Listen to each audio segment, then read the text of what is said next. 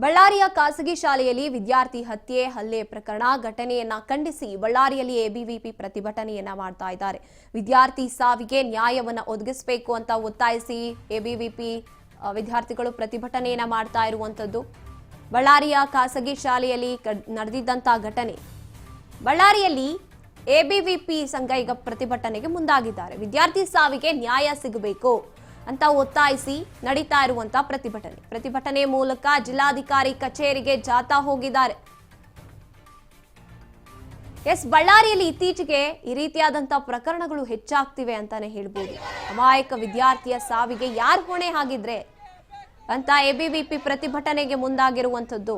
ನ್ಯಾಯ ಸಿಗಲೇಬೇಕು ಈ ಸಾವಿಗೆ ಅಂತ ಈಗ ಜಾಥಾ ಹೋಗ್ತಾ ಇರುವಂತದ್ದು ಜಿಲ್ಲಾಧಿಕಾರಿಗಳ ಕಚೇರಿಗೆ. ನ್ಯಾಯ ಸಿಗೋವರೆಗೂ ನಾವು ಸುಮ್ಮನಾಗೋದಿಲ್ಲ. ವಿದ್ಯಾರ್ಥಿಗಳಿಗೆ ಈ ರೀತಿಯಾಗಿ ಅನ್ಯಾಯವಾದ್ರೆ ಅದಕ್ಕೆ ಯಾರು ಹೊಣೆ? ಇದಕ್ಕೆ ನ್ಯಾಯ ಸಿಗಬೇಕು, ತಪ್ಪಿತಸ್ಥರಿಗೆ ಶಿಕ್ಷೆ ಆಗಬೇಕು ಅಂತ ಎಬಿವಿಪಿ ಸಂಘ ಪ್ರತಿಭಟನೆಗೆ ಮುಂದಾಗಿರುವಂತದ್ದು.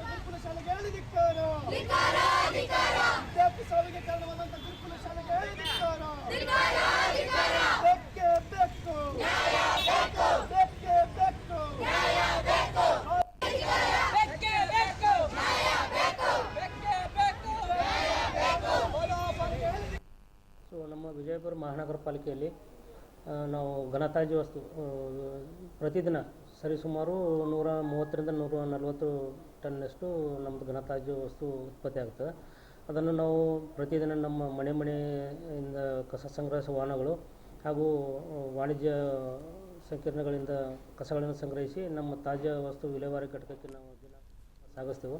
ಅಲ್ಲಿ ಪ್ರತಿದಿನ ಒಂದೊಂದು ಮಹಾನಗರ ವ್ಯಾಪ್ತಿಯಲ್ಲಿ ಉತ್ಪತ್ತಿಯಾಗುವ ಸರಿಸುಮಾರು 130ರಿಂದ 140 ಟನ್ ಕಸದಲ್ಲಿ ಸುಮಾರು 60ರಿಂದ 80% ಒಣ ತ್ಯಾಜ್ಯ ಹಾಗೂ 60ರಿಂದ 70% ಹಸಿ ತ್ಯಾಜ್ಯ ಉತ್ಪಾದನೆ ಆಗ್ತದೆ. ಒಣ ತ್ಯಾಜ್ಯ